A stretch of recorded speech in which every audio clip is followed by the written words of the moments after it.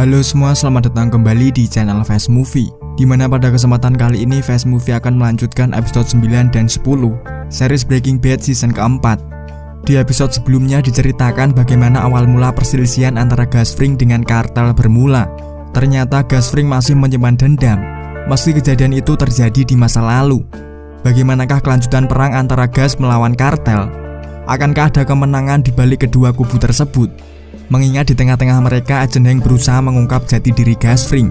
Untuk tahu jawabannya, kita langsung aja masuk ke alur filmnya.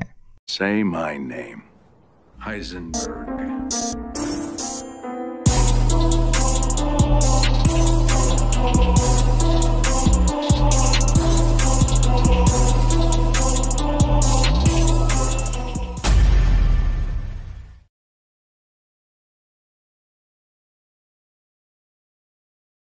Seminggu setelah Hank menempelkan pelacak GPS di mobil Gus Fring, melalui Walter Hank mengambil kembali pelacak tersebut.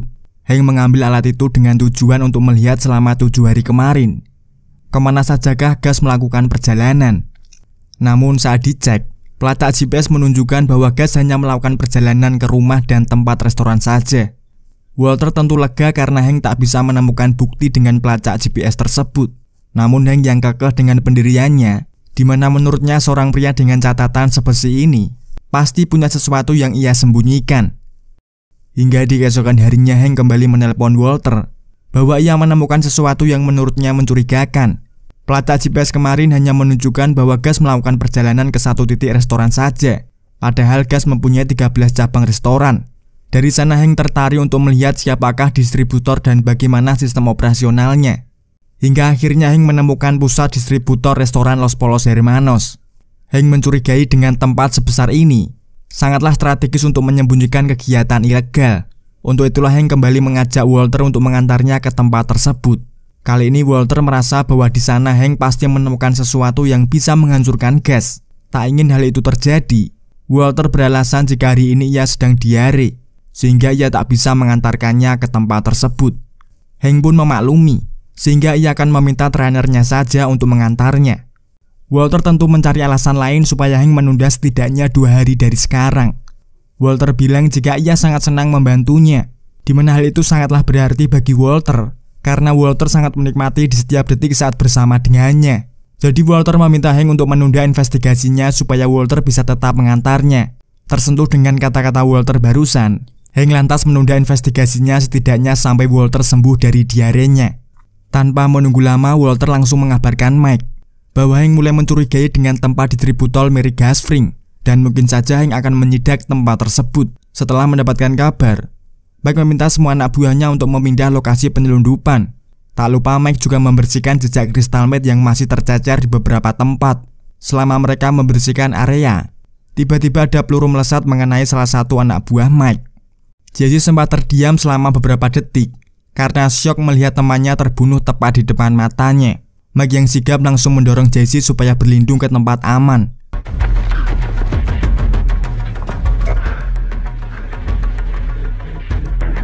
Sementara Gustavo yang menyadari suara tembakan, dengan berani ia malah menghampiri ke arah peluru. Gus seakan menantang supaya penembak itu lekas membunuhnya. Ternyata tembakan itu berasal dari Sicario kartel. Saat menyadari Gus keluar, Sicario itu pun langsung menghentikan aksinya. Entah apa kesepakatan yang dilakukan antara Gus dengan kartel. Yang jelas melalui telepon Gus mengatakan bahwa ia setuju dengan syarat yang diajukan oleh pihak kartel. Setelah kejadian tadi, tentu menimbulkan pertanyaan besar di benak Jesse. Sebenarnya kesepakatan apa yang Gus ambil sampai kartel rela turun tangan untuk membunuh anak buahnya? Dan kenapa hanya anak buah Gus saja yang terbunuh, sementara Gus yang sudah jelas menantang Sicario sama sekali tak mendapatkan serangan? Mike menjawab karena kartel sangat membutuhkan jasa Gus, sehingga mereka tak bisa membunuhnya. Jawaban tersebut tentu tak menjawab semua pertanyaan Jesse. Jesse merasa Gus hanya mementingkan dirinya sendiri dan sama sekali tak peduli jika anak buahnya mati. Mike yang mulai kesal dihujani pertanyaan demi pertanyaan, akhirnya mempertegas bahwa jika Jesse mempunyai pertanyaan tentang Gus, Mike menyarankan supaya bertanya langsung dengannya. Dan di malam harinya kesempatan itu pun datang juga, di mana Jesse diundang Gus untuk makan malam di rumahnya.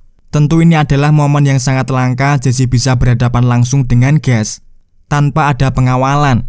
Dimana jika Jesse memang berniat meracuni gas, tentu ini adalah momen yang sangat tepat. Namun lagi-lagi Jesse melewatkan kesempatan tersebut. Jesse seakan takut atau mungkin saja ia sama sekali tak memiliki hasrat untuk membunuh Gustavo. Acara makan malam itu ternyata sengaja Gas agendakan untuk membahas semua tentang keresahan Jesse saat insiden di peternakan kemarin. Namun sebelum Gas menjawab semua pertanyaan Jesse, Gas ingin Jesse menjawab dengan jujur, di mana Gas ingin tahu apakah Jesse sudah bisa memasak sendiri tanpa bantuan Walter. Jesse tentu berpikir bahwa jika Jesse mengatakan sanggup, maka Gas akan berencana membunuh Walter. Sehingga dengan tegas Jesse menyatakan jika Gas sampai membunuh Walter, maka Gas harus membunuhnya juga. Tapi ternyata bukan itu maksud Gas. Gas menjelaskan jika negosiasinya dengan kartel tak bisa lagi ia pertahankan. Untuk itulah Gas meminta bantuan Jesse supaya ia bisa mencegah adanya perang besar-besaran. Di keesokan harinya setelah mereka selesai memasak, Walter sengaja keluar lebih cepat dari biasanya.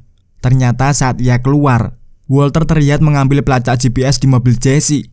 Ternyata Walter ini diam-diam menempelkan pelacak GPS ke mobil Jesse tanpa Jesse ketahui. Dimana setelah ia mengecek pelacak, Walter menemukan bukti bahwa tadi malam Jesse berada di rumah Gas hampir 2 jam lamanya. Mengetahui fakta itu, Walter akhirnya berkunjung ke rumah Jesse. Di sana Walter bertingkah seolah-olah ia tak tahu jika tadi malam Jesse sudah bertemu dengan Gustavo. Walter hanya diam dan mendengarkan semua keresahan Jesse terkait dengan perintah Gas yang akan mengirimkannya ke Meksiko dengan tujuan mengajarkan ahli kimia kartel untuk memasak kristal meth biru. Sementara Jesse sendiri masih belum bisa memasaknya sendiri, sehingga ia membutuhkan bantuan Walter supaya mengajarkan formulanya. Karena jika tidak, Jesse bisa saja dibunuh oleh kartel. Dari sinilah Walter mulai menyela bahwa Jesse pasti sudah bertemu dengan Gas. Awalnya Jesse masih belum mengakuinya. Namun karena Walter terus mengintimidasinya, akhirnya Jesse mengakui. Jesse beralasan jika ia tak memiliki kesempatan untuk menaburkan racun itu ke dalam makanan Gustavo. Walter pun tak bisa mempercayai ucapan Jesse. Mana mungkin selama 2 jam Jesse tak bisa menemukan celah untuk meracuninya. Merasa Walter bisa menebak waktu makan malamnya dengan tepat, Jesse tentu mempertanyakan bagaimana Walter bisa tahu.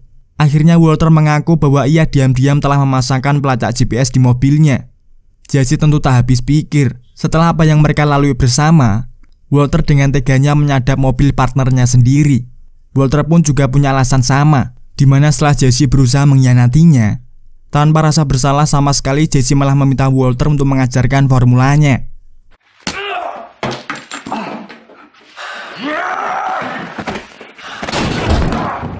Walter dan Jesse pun mulai saling serang satu sama lain, di mana mereka baru berhenti saat mereka sama-sama kelelahan beralih ke Skyler, di mana kali ini Skyler mendapatkan masalah di tempat kerjanya dulu. Jadi perusahaan milik Ted ternyata menunggak membayar pajak selama bertahun-tahun, di mana Ted sendiri merasa tak mampu untuk membayar karena usahanya berada di ambang kebangkrutan. Dengan pelanggaran telat membayar pajak, Ted bisa saja mendapatkan hukuman sampai 5 tahun penjara. Dan bukan tak mungkin Skyler juga akan terkena imbasnya, di mana pihak pemerintah tentu akan memeriksa Skyler, karena saat itu Skyler lah yang menjadi akuntan di perusahaan tersebut. Di mana hal yang sangat Skyler khawatirkan adalah apabila pemerintah sampai tahu jika Skyler memiliki banyak uang dari hasil penjualan narkoba. Untuk itulah Skyler mendesak supaya Ted entah bagaimana caranya, dia harus bisa melunasi semua denda pajak di perusahaannya. Merasa Ted sama sekali tak bisa diandalkan, Skyler tentu tak ingin mengambil resiko. Untuk itulah Skyler meminta bantuan kepada Saul Goodman. Jadi Saul mengatakan kepada Ted bahwa saudara jauhnya telah meninggal dunia, di mana surat wasiatnya tertulis nama Ted sebagai ahli waris. Tentu Ted merasa kebingungan, karena Ted merasa bahwa tak mengenali nama saudara yang Saul sebutkan tadi. Saul melanjutkan bahwa Ted berhak menerima uang sebesar $621.000 atau setara dengan jumlah utang pajaknya. Sementara Gas, Mike, dan Jesse terlihat naik ke dalam sebuah pesawat, di mana hari ini adalah hari di mana Jesse harus mengajarkan formula kristal meth biru kepada para ahli kimia kartel. Singkat cerita, sampailah mereka ke laboratorium kartel. Di awal pertemuan, para ahli kimia kartel meremehkan skill memasak Jesse, karena perawakan Jesse lebih seperti tukang jagal ketimbang seorang ilmuwan. Saat memulai demonstrasi memasak, Jesse dibingungkan dengan bahan-bahan kimia yang masih asing di mata Jesse, hingga Jesse meminta supaya Gas mengatakan kepada ahli kimia untuk menunjukkan bahan bernama phenylacetic acid. Ternyata mereka membuat bahan phenylacetic acid dengan mensintesiskan sendiri, di mana semua bahannya sudah ada di lab dan tinggal Jesse campurkan. Tentu Jesse tak bisa membuatnya sendiri, mengingat Walter tak pernah mengajarkan cara tersebut.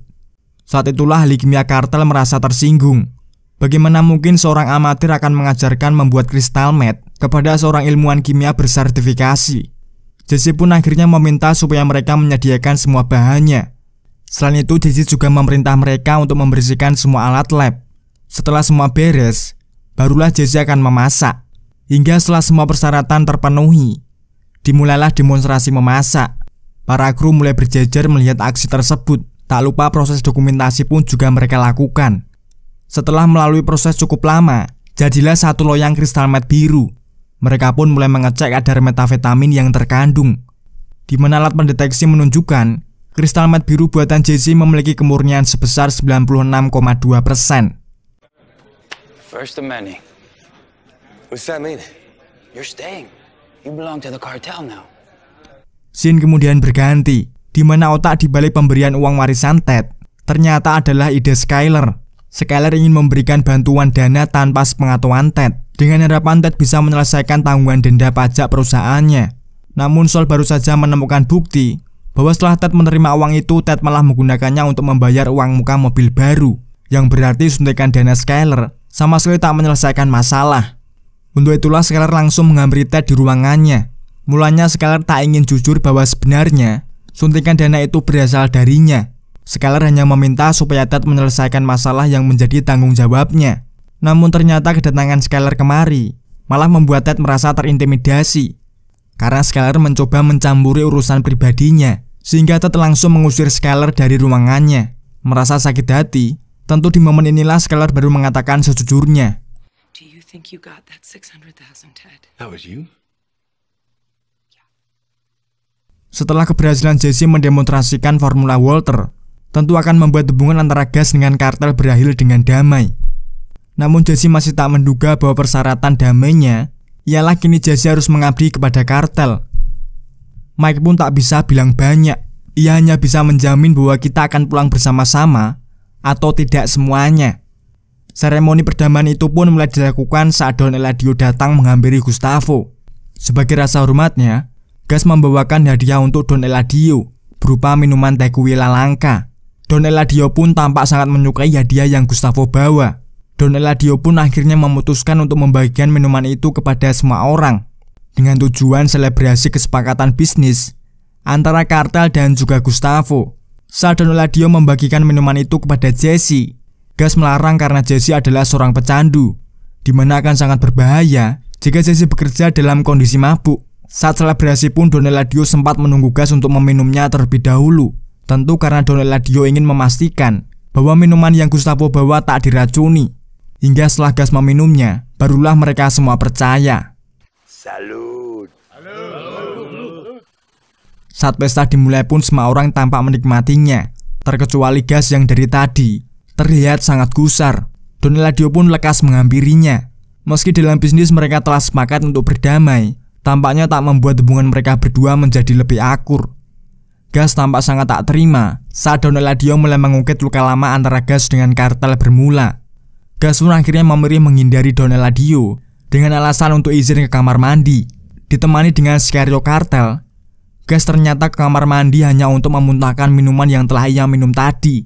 Sementara di tempat pesta, para anak buah Don Eladio satu persatu mulai tumbang.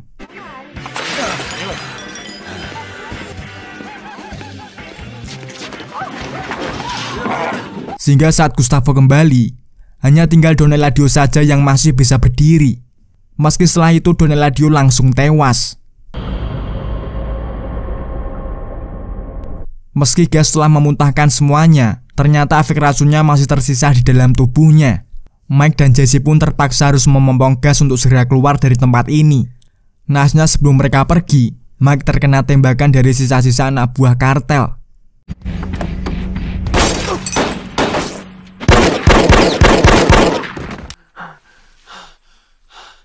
Setelah Jesse berhasil melumpuhkannya, mereka pun segera pergi dari tempat ini.